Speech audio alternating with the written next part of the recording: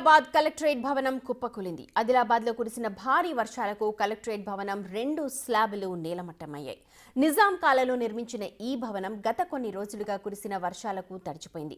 సున్నపురాయి, ఇసుక సుద్ద, ఇటుకల మిశ్రమంతో నిర్మించిన పురాతన భవనం కావడంతో బిల్డింగ్ స్తంభాలు కుంగడంతో 2 స్లాబులు కూడా కూలిపోయాయి. ఘటనా స్థలంలో అప్పుడు ఎవరు లేకపోవడంతో పెను ప్రమాదం తప్పిందంటున్నారు. 2016లో నూతన భవనానికి అప్పటి కలెక్టర్ దివ్య దేవరాజన్ 53 కోట్ల నిధులతో భూమి పూజ చేశారు. కేసీఆర్ ప్రభుత్వం నిధులు కేటాయించకపోవడంతో నిర్మాణం ఆగిపోయింది.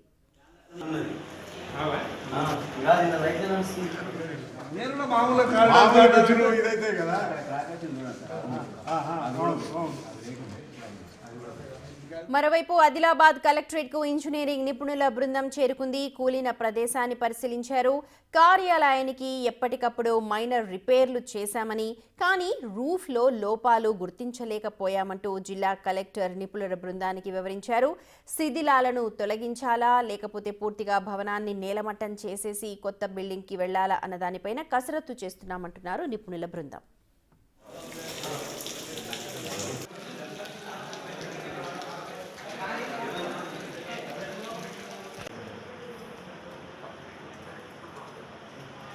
చాలా ఉన్నది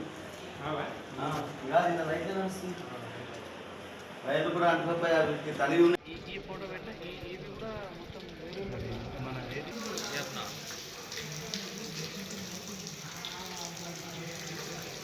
ప్రస్తుతం మీరు చూస్తున్నారు ఆదిలాబాద్ కలెక్టరేట్ కార్యాలయం సంబంధించిన విజువల్స్. ఈ మధ్య కాలంలో కురిసిన భారీ వర్షాలకు ఆదిలాబాద్ కలెక్టరేట్ మొత్తం 2 స్లాబులతో సహా కుప్పకూలిపోయింది. నిజాం కాలంలో నిర్మించిన ఈ భవనానికి మధ్యలో చిన్న చిన్న రిపేర్లుంటే చేయిస్తూ వస్తున్నారు.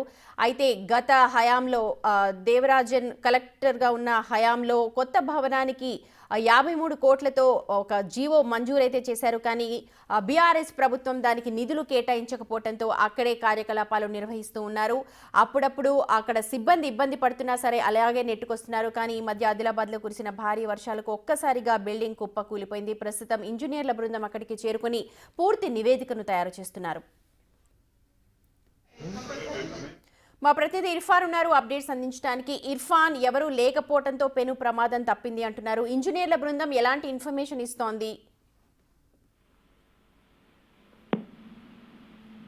ఇర్ఫాన్, రైట్. ప్రస్తుతం మీరు చూస్తున్న విజువల్స్ మాత్రం కలెక్టరేట్ కు సంబంధించినవి. ఆదిలాబాద్ జిల్లాలో ఉన్న కలెక్టరేట్ కూలిన ప్రదేశాన్ని ఇప్పటికే ఒక ఇంజనీరింగ్ టీమ్ పరిశీలించింది. గతంలో కూడా చాలాసార్లు రిపేర్లు వచ్చాయి, కానీ పైన రిపేర్లు చేశాం, కానీ లోపల రూఫ్లో ఉన్న లోపాలను మాత్రం మేము గుర్తించలేకపోయాము అని చెప్తూ ఉన్నారు. అలాగే సిబ్బంది కూడా తాము ఎదుర్కొన్న ఇబ్బందుల్ని కూడా అక్కడ టీంకి తెలియజేస్తున్నట్టుగా మనకు విజువల్స్ని చూస్తే తెలుస్తోంది. ప్రస్తుతం మరి ఆ స్లాబ్ అంతా క్లియర్ చేసి, డెబ్రిస్ అంతా క్లియర్ చేసి అదే భవనాన్ని రీస్టోర్ చేయాలా లేకపోతే కొత్త భవనంలోకి మార్చాలా, ఎలాంటి పరిస్థితులు ఉంటాయి అన్న దానిపైన విచారణ చేస్తూ ఉన్నారు.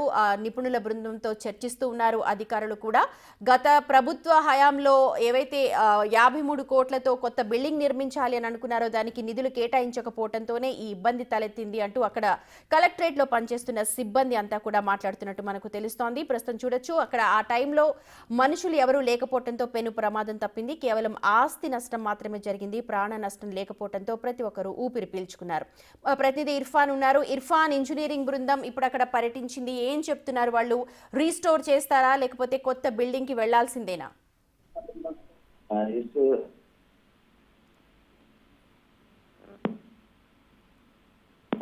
రైట్, సాంకేతిక కారణాల వల్ల మా ప్రతినిధి ఇర్ఫాన్ మనకు అందుబాటులో లేరు ప్రస్తుతం. అయితే మరి ఆ నిపుణుల బృందం ఎలాంటి నిర్ణయం తీసుకుంటుందో మనం వేచి చూడాలి.